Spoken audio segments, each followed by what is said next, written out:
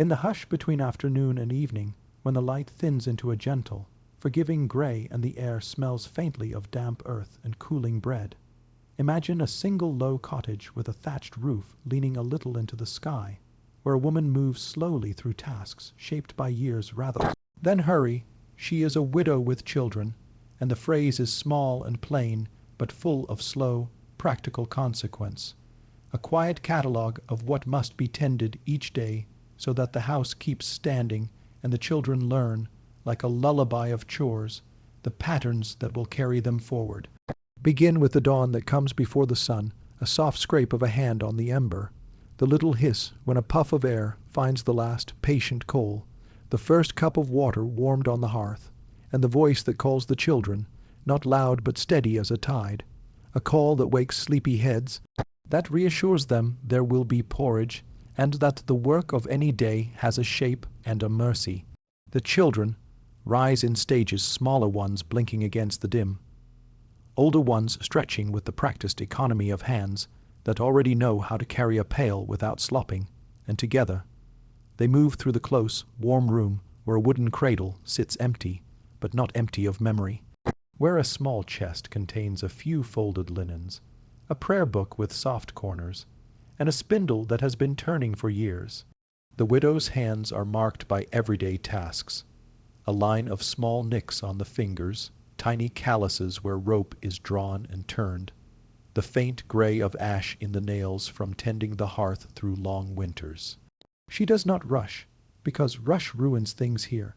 Instead, she does one thing after another with a calm, practical attention, sift a little flour, slip a scrap of cloth into a child's sleeve as a patch, teach the youngest how to hold a wooden spoon without banging the bowl.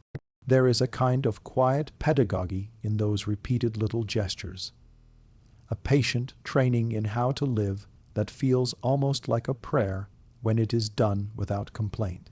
Outside, the village moves in small, communal rhythms, a distant shout as oxen are yoked, the soft clack of wooden wheels on a rutted road, the low tinkling of a bell marking matins or vespers. Imagine the smell of peat smoke mixing with the sweeter tang of baking bread and the faint, mineral scent of damp wool. Imagine, too, the sound of wind through a hedgerow, a sound that can be imagined as both companion and reminder of seasons turning soft, not sharp, a slow wash of noise like eggs. Very distant sea. The household's economy is measured in little syllables, a handful of barley for porridge, a barter of eggs for salt, the counting of pennies left in a wooden box and then tucked under a loose floorboard for safe keeping. If there is a legal word that sometimes steadied a widow's heart, it was dower. The small, sometimes exact portion set aside to keep her from being entirely adrift. But in practice the dower might be a smooth, steady support in one place and in another, a slow, contested negotiation that required patience and a cultivated politeness in the steward's hall. In the morning, a widow might walk a measured path to the steading where the steward keeps accounts, a path of small curtsies and careful words, where ledger marks and the tone of a phrase carry weight. There, soft diplomacy matters, a remembered favor paid back in a loaf, a neighbor's quiet testimony that morning at the manor court, a few words about the late husband's good service. Behind these actions is a practical intelligence, a sense for which favors can be traded without losing dignity, which stories to tell in which public setting. The village itself is both safety and a delicate net. Neighborly kindnesses keep the household upright. A woman lends a churn.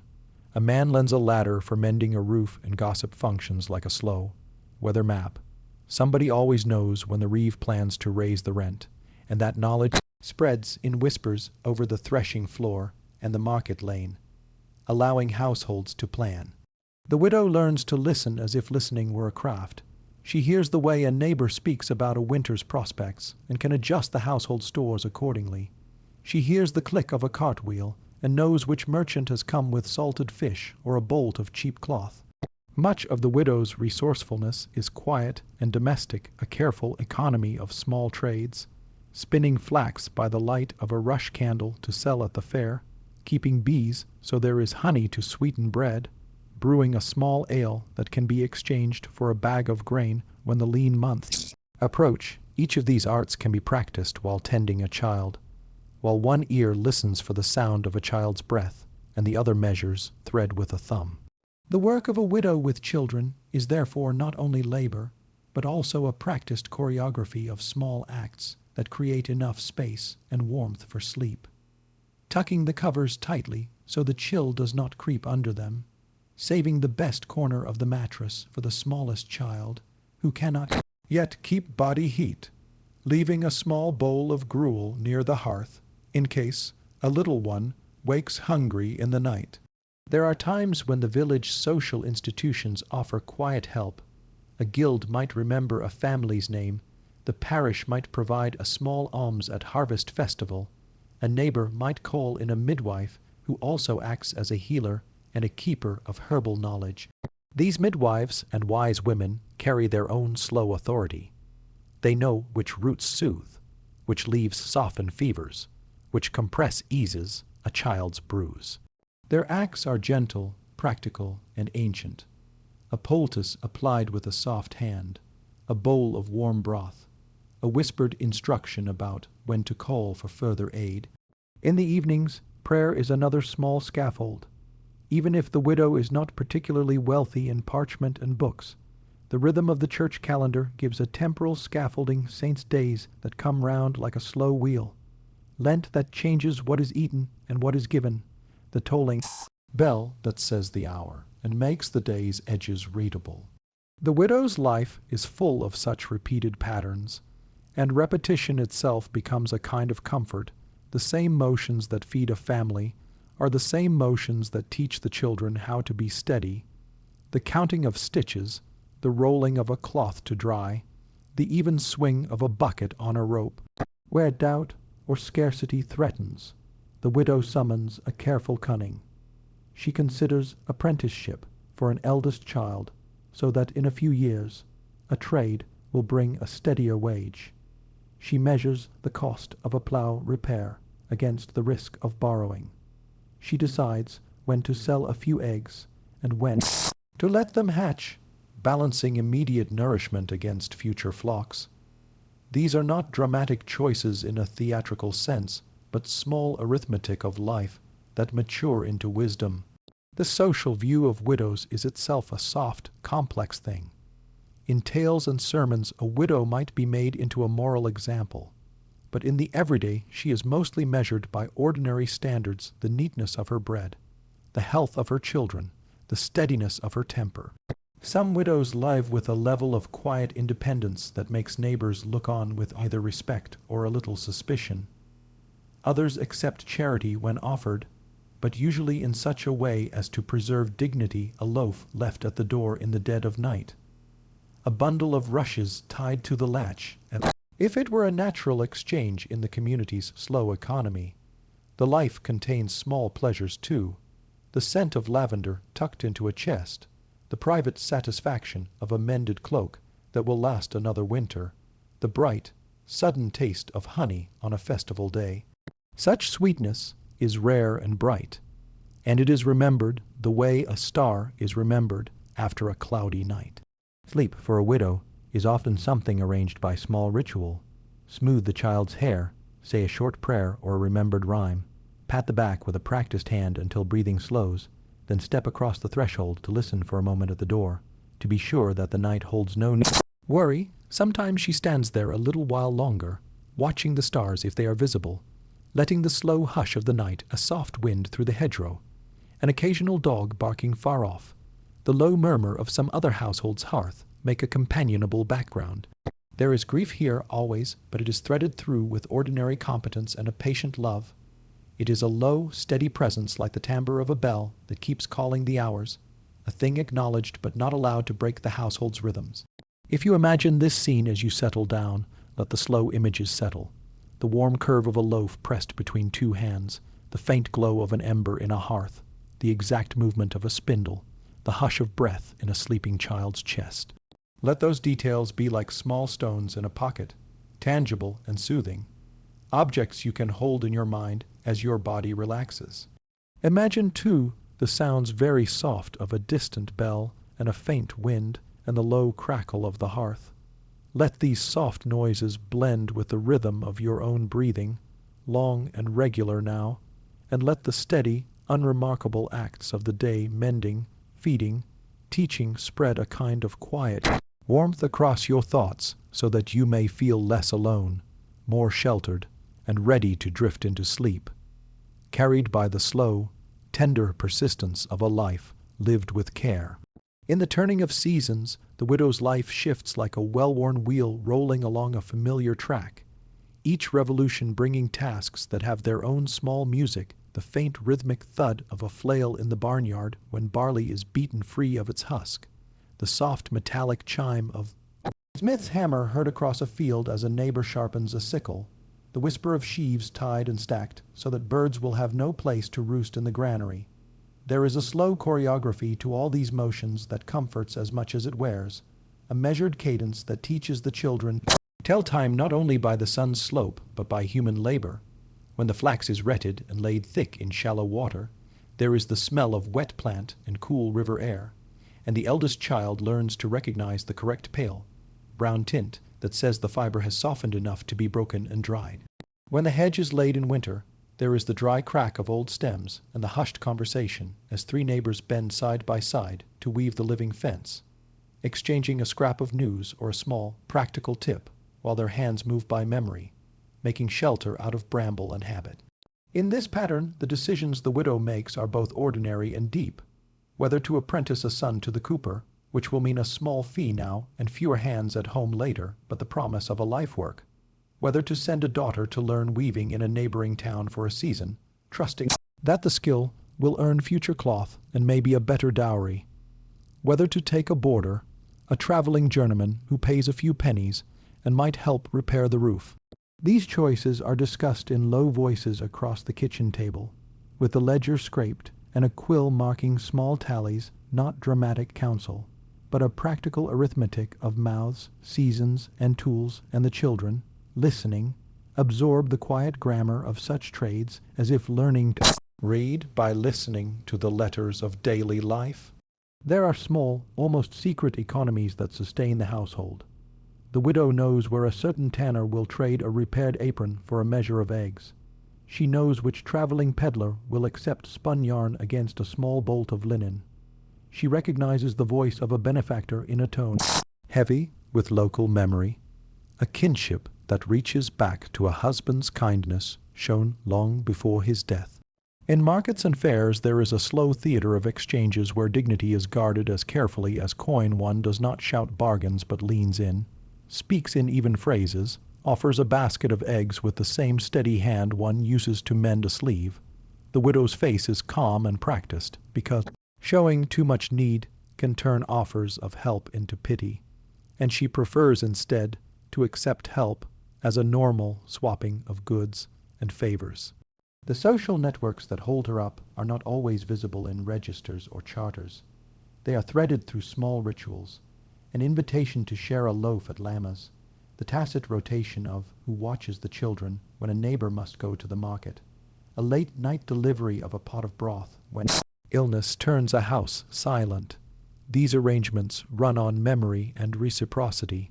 They are as much ethical practice as practical survival. When a child is apprenticed, the widow and the master make a compact with its own quiet language.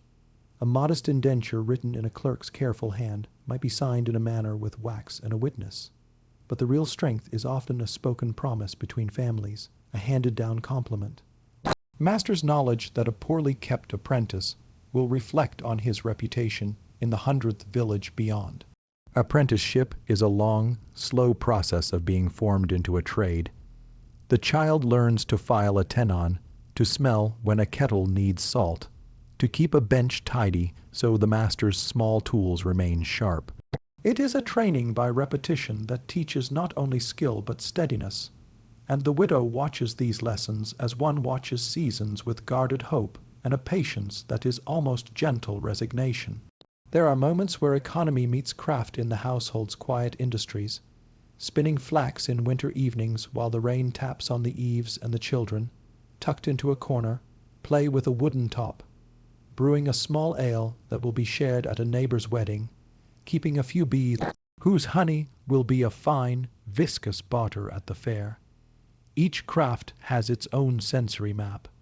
The faint oiliness of spun thread, the sweet scent of wax warmed in a ladle, the tiny, precise sting of plucking a bee from a comb with a practiced thumb when surplus is being removed. Even the smallest of these acts is ritualized, and, when done carefully, yields a soft pride that tastes almost like comfort. Alongside these steady joys, there are quiet hazards that teach caution rather than panic. A spring flood that seeps into the low croft and brings a damp chill that must be fought with more peat, more blankets. A child's fever that eases with cool compresses and broth, but which presses a kind of waiting that hollowly stretches the nights. An epidemic that makes people close their doors and trade less openly, leaving a household to a thinner horizon. In those times, the widow's knowledge of herbs and basic remedies is both an economic and moral resource. She lays plantain leaves on scraped skin, boils rosemary with a bit of honey for a cough, ties a poultice of comfrey to a swollen ankle. The midwife and the wise woman in the next village are called with a soft tap at the door. They come bearing an order of useful implements and an experienced silence that steadies the household. Their visits are warm with practical kindness. A bowl of warm water, a strip of linen, a quick assessment spoken in measured tones that ease fear more than medicine sometimes can. Life under these conditions is full of small, meaningful pleasures. The first new potato dug in spring and eaten with a hunk of cheese, the way sunlight can suddenly light the interior of a home in a shaft that makes dust rise and glitter like a gentle rain, the sound of distant pipes at a village festival where children run with improvised ribbons. The widow allows herself these brief lights because she knows that such moments keep the heart from thinning. She buys a small fig or bar of sugar when a traveling merchant appears, not for necessity, but as ritual recompense for days and nights of care. There is also a peculiar dignity to the small public performances she must occasionally make. Bargaining at the market stall with a calm voice, speaking up in a manor court to claim a dower, or attending a guild meeting and speaking with the steady gravity that comes from years of household governance. Such acts are never grand, yet they matter. They maintain face and memory, and for a community that lives from silence and small speech, face what one is seen to be, and be as valuable as grain. In the soft evenings when the children are asleep and the lamplight pools on a table, she may practice a private economy of recollection, remembering the late husband's laugh, the small kindness he performed for an old aunt, the way his hand once steadied a ladder not as a sharp grief, but as a folded memory that warms like a saved ember. These recollections do not swell into melodrama because survival does not allow for flourish. They are small and steady, used to stitch together the present. And in all of this, the ambient sounds provide a gentle soundtrack. The low hush of wind through a stand of reeds, the distant clinking of harness at a neighboring stable, the subtle crackle of the hearth as it shifts and settles into its slow glow. These noises are not intrusive, but are instead part of the domestic liturgy, marking minutes and seasons for a life that has learned to move by human measures rather than by loud, worldly events. As you imagine these slow turns, the flail's rhythm, the spinning wheel's whisper, the bell heard like a soft punctuation outside the window, let them lull you. Think of the sound of a child's breath as the most important metronome in the house, and let the consciousness of steady, small acts fold over you like a blanket, carrying you toward a calm sleep that is patient and kind. In the gentle middle years after a husband has gone, the widow learns how the small shapes of law and custom press like a slow hand upon everyday life, and she learns them not in books, but in the quiet, practical language of the steward's hall and the parish register. So imagine her walking with a measured step to the manor, not the hard, rhetorical place of romances, but a low, beamed room where inked ledgers sit heavy on a table, and the steward speaks in a voice that is both official and almost sleepy in its repetition. She will listen for the exact words that matter to her, Is she entitled to a dower? Does the eldest son inherit outright? What of small debts the household may have accrued in the late winter? These are not thunderous pronouncements, but the slow folding of paper and signature, the pressing of warm wax, the steady, often polite negotiation that decides whether the next year will hold enough grain for seed or whether a small flock must be sold. The widow practices a quiet rhetoric of her own. She knows how to tell the story of her husband's service so it sounds modest but true. She knows which neighbor will vouch for their good standing. She keeps the exact dates in her head, the day of the harvest, the date of a borrowed plough's return, so she can speak with the steward, not from memory alone, but with a small document or a witness beside her. Outside the formalities there are softer rites and rites that are woven into community expectation. A widow may be given, by custom, a small parcel of wood from the Lord's coppice to carry her through the lean months. A guild could remember a household by allocating a small sum at a guild feast. Sometimes the mother of a late husband will take an interest in where children will be raised and gently suggest apprenticeships, not to command, but to arrange an honorable match between need and skill. These arrangements are all stitched with human rhythms. A cup of ale shared in the steward's doorway, a quiet favor repaid with a loaf, the way a parish priest will slip an extra blessing into the register for a family that has been faithful to the bell. Religion and ritual hold a soft gravity in these years. Funerals have already marked a loss and taught the villagers a form for grief. But the year after a husband's burial is full of small commemorations, the anniversary light set at the altar, a hush of extra prayers said in the evening for a departed soul, a quiet patter of small coins left in the church box. For the widow there is a particular solace in ritual. The way the parish bell measures months and marks names in a ledger means that memory is made public but domestic, and the community's repeated acts, the yearly giving, the shared fast, the procession at harvest, make grief less like a rupture and more like a thread in the village slow cloth. Children's rites also remind the widow of continuity. The first apprentice's oath read before household and master, the simple christening of a new cousin, the small feast on Candlemas where a child's tiny shoes are reswifted for another season. These events are not brilliant triumphs, but quiet stitches that bind one household to another. In private, she keeps other small memorials, the late husband's smock folded and kept near the chest, a favorite spoon tucked behind the hearth tiles, a carved wooden whistle that the eldest child now plays in imitation. These objects are a geometry of memory as practical as they are tender. There is a social economy of reputation, too, and the widow learns to preserve it with measured acts offering hospitality on a modest scale, keeping promises publicly fulfilled, speaking kindly of neighbors even when their words are sharp, because in a place where gossip is a weather vane. Reputation both opens and closes doors to help. The widow sometimes meets stares that are not unkind but curious. How does she manage the household? How does she teach the children to be quiet yet earnful? And she answers with a steady demonstration of competence. The oven that always yields a decent loaf, the patched coat that still keeps rain out, the child who returns from a day's work with clean hands and an even, tempered countenance. In the quieter hours, when the household sits down to thin porridge, the widow's stories are not grand epics, but small, sustaining tales, the tale of the time a neighbor mended a roof in a single afternoon, the recounting of a harvest where rain held off until the sheaves were safely bound, memory of a laugh shared during a long night of storms, and these gentle recollections teach the children how to understand trouble, not as catastrophe, but as a series of solvable puzzles.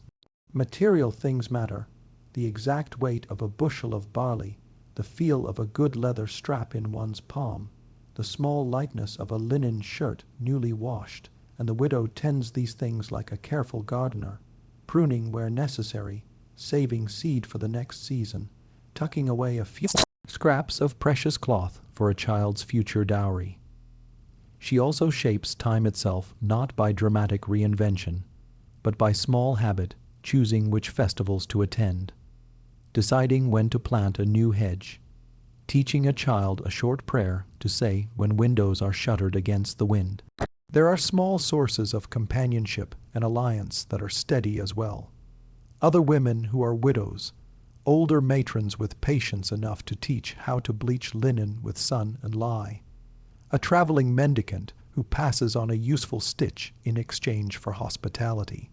Those alliances are often made in the low light between tasks, leaning on a gate to exchange a handful of news, handing a child over for an hour of watching while a neighbor grinds grain so that the village forms a quiet lattice of mutual support. Loss is always present but rarely loud. It sits like an unspoken note under the household's music, sometimes causing a chord to sound a little sadder, sometimes simply deepening the sense of value when a kind act comes. The widow arranges for small honors that feel right. A neat grave tended with rosemary, a small candle burned each year on the dead man's birthday, a story told about his better angels at the fireside, so that children grow with an image of steadiness to model. There are also moments where external power presses more insistently a distant lord's policy to raise dues, a harvest of poor weather that forces sale of a ewe or two, and in those seasons the widow's skill at negotiation and her social capital are tested as quietly as ever. She may go to the reeve and bar a plea tempered with humility. She may swap labor with a neighbor. She may place an eldest child as a household servant for a time to keep the rest fed. The decisions are arithmetic of survival rather than theatrical sacrifice, but each carries with it the dignity of intention and the slow hope of better seasons. And so the years pass, measured by the small certainties, the coming of spring bulbs, the annual ring of guilds' festivals, the slow whitening of hair at her temples, and in that passage she accumulates the sort of wisdom that is both practical and humane. How to read a child's cough, how to mend a roof with minimal materials, how to call on a distant cousin without offense. In the evening, when the children have been tucked in and the fire sits like an embered eye, she sometimes allows herself a quiet pleasure, a cup of thin wine given by a neighbor at festival time, a small scrap of dyed cloth bought at market for a child's cap, the soft sound of a lullaby humming. Lo, let these images, gentle and domestic, settle like warm stones in your pocket. The hush of the steward's hall ink, the smell of rosemary at a graveside, the cool turn of a bushel's grain in your hands. Picture the ambient noises as kindly companions: the distant bell, the sleepy clack of a cart passing by, the hush of night animals, and let them fold around you like the steady care that a widow gives and receives in slow exchange. Breathe in with a thought of a warm hearth. Breathe out with the image of a child's steady sleep. And let this small, ordinary world ease you down toward rest. Over the years, the texture of daily life grows both richer and quieter for a widow with children, because routine itself becomes a soft friend that steadies thin moments. So imagine the small customs that shape how she shows herself to the world, and how the world, in turn, replies. The particular cut of mourning she chooses in the weeks after a husband's burial, not a theatrical display, but a restrained linen kerchief at the throat, a plain belt instead of a decorated one, a slight dimming of ornament which signals to neighbors that grief is present but measured, and in that signaling, others step around her with a practiced tact, offering help in modest ways and avoiding the clumsy intrusions of pity. The way she folds mourning into everyday acts, pausing a moment before speaking of the late husband's name, lighting a small memorial candle on certain nights, choosing to let children use one of his tools so memory becomes a lived, useful presence rather than a museum relic. The question of remarriage may sit like a hush on the edge of conversation. Some women choose to marry again and gain the security of a shared hearth. Others remain single out of necessity or choice, protecting the children's prospects and the small autonomy they have carved from hard winters and good harvests. If she considers marriage, there is an entire quiet negotiation how a new husband might treat the children, whether lands or dower rights would be affected, what dowry might be needed, and neighbors will whisper practical advice rather than moralizing sermons. For in these matters, custom and necessity are more persuasive than rhetoric. The household's interior is also shaped by the care of clothing and textiles, an arena where beauty and economy meet. Winter garments are layered carefully to preserve warmth. Seams are patched in ways that are almost invisible to a practiced eye, and faded dyes are coaxed back into gentleness. With skillful laundering and a touch of pounded oak ash, the widow may keep a small drawer of threads and a scrap bag of cloth for years, each piece earmarked for a particular child or the mending that will come in a certain month. And the act of mending becomes a meditative practice, a way to concentrate thought into a hand's movement, to fold loss into something useful. Food remains a language of care and of negotiation. The left-behind poses of porridges seasoned by a pinch of savory herbs, the economical art of stretching pottage with root vegetables to feed a hungry visiting cousin, the small luxury of a shared slice at festival time, all these acts are not merely nourishment, but social gestures that keep relationships steady. There is also the quiet economy of small credit lines and favors. A baker will sometimes hold a small loaf behind the counter because the widow helped his sister once. A tanner might allow a delayed payment because a favored godparent once paid for his child's christening. These informal debts are tracked in memory rather than ink, and the widow tends them like a gardener tends prized bulbs, knowing when to call on a favor and when to repay it with equal ceremony. Children grow in the texture of this life and absorb not only skills, but also the household's ethical grammar. Elders show them how to decline a gift without offense, how to ask for a favor in a tone that preserves another's dignity, how to keep a promise when it costs a day's labor.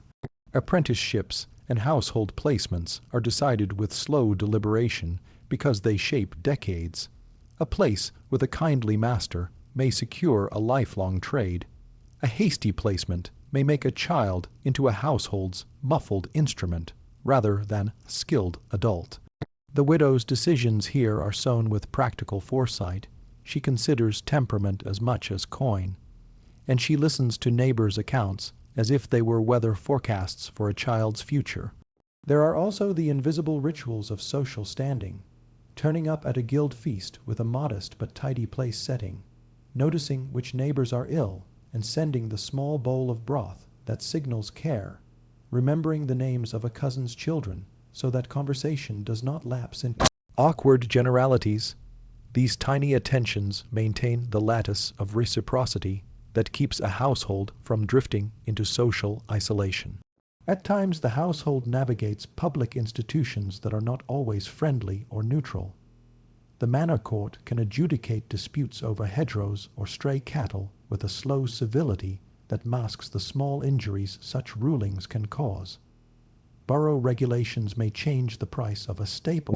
Overnight, parish assessments arrive as paper notices or the reeve's soft knock, and in such seasons the widow's calm argument, her ability to summon a courteous witness, and the village memory of her husband's service can all tilt outcomes gently in her favor. Folk belief and old customs also hover near everyday choices. The practice of placing a sprig of rue by a child's bed to keep nightmares away, the small superstition about not whistling indoors lest wind bring misfortune, the belief that a certain evening's moon will make seed sprout better if sown before midnight. These are not rigid dogmas, but comforting protocols that give people a sense of agency amid weather and uncertainty. In matters of health, the widow's repertory of modest remedies is as carefully kept as her savings under the floorboard. She knows how to steep willow bark for a fever, which poultice calms a sprain, and how to recognize the warning signs that mean a midwife or a traveling practitioner must be called. Such calls are themselves acts of trust, for a healer's success depends on their reputation and the community's acceptance.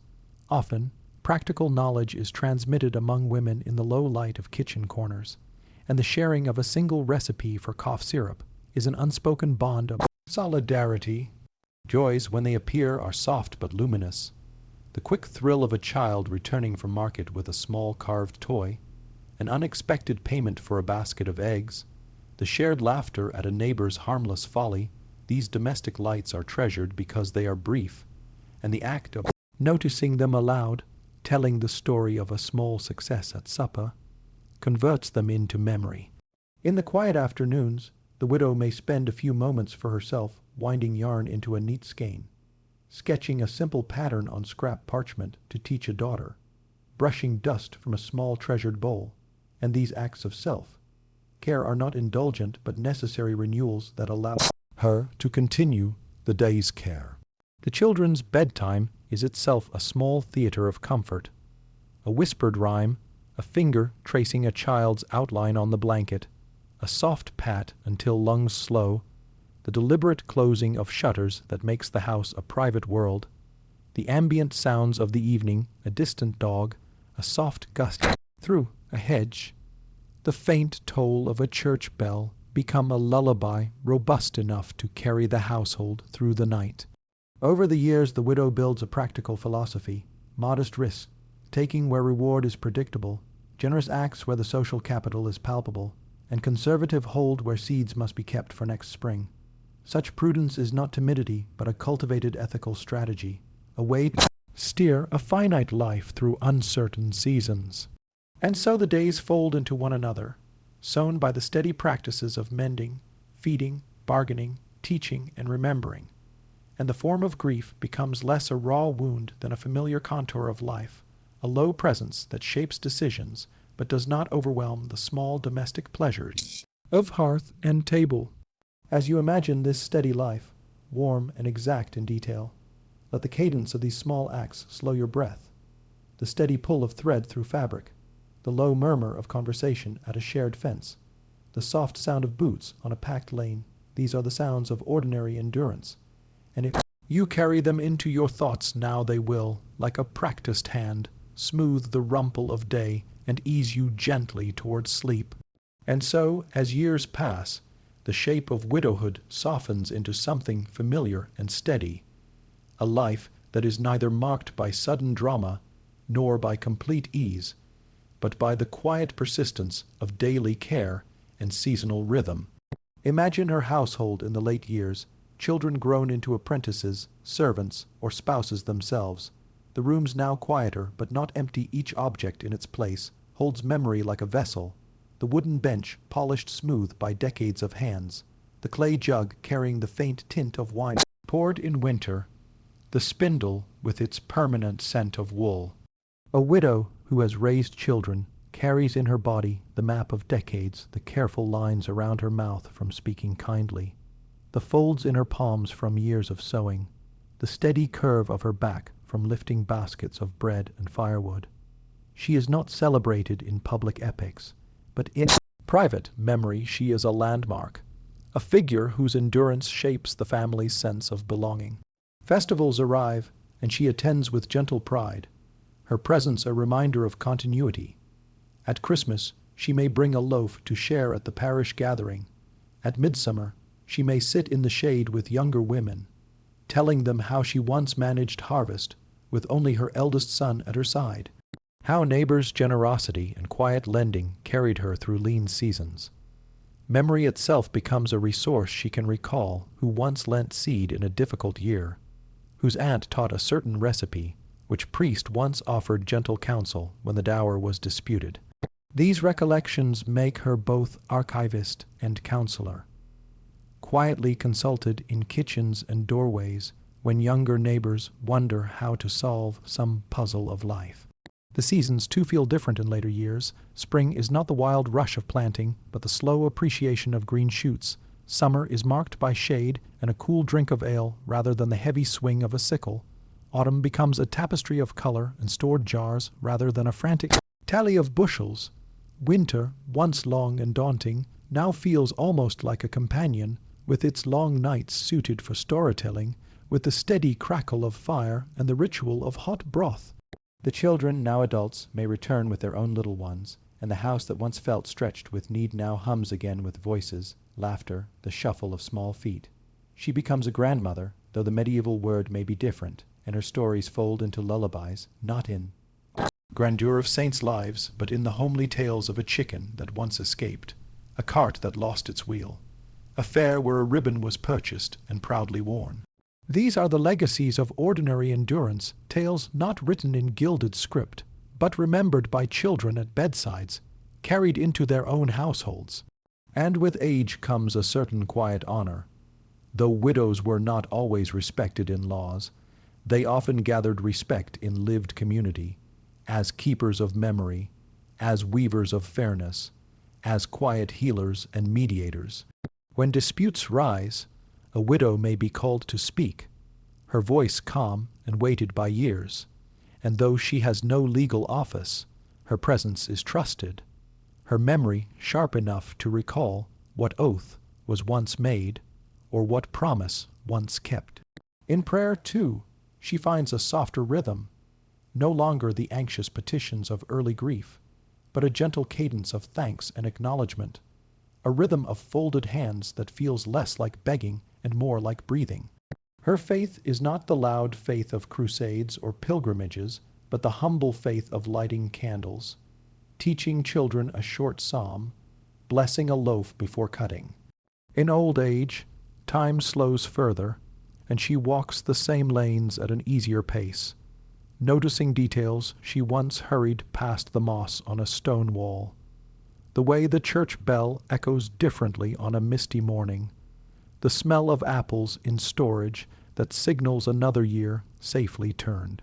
Her body may ache, but aches themselves become familiar companions, reminders of work done, of a life well used.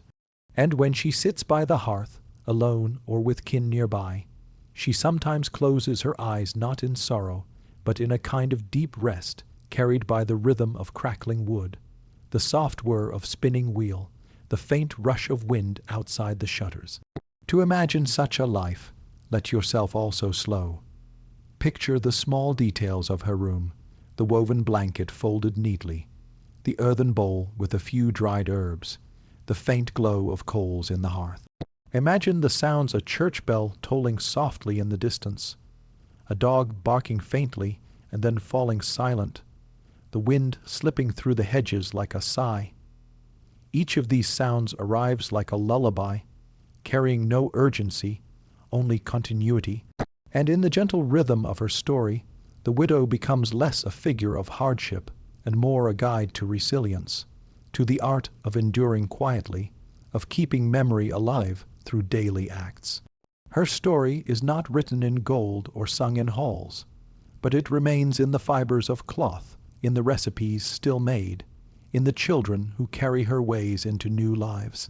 And as the tale settles, you may feel your own breath softening, your body easing into the rhythm of this slow cadence, because stories of ordinary endurance, of care stretched across decades, of children raised against the odds, are stories that whisper gently to the tired heart, telling it that persistence itself is enough, that rest is deserved, that peace is near.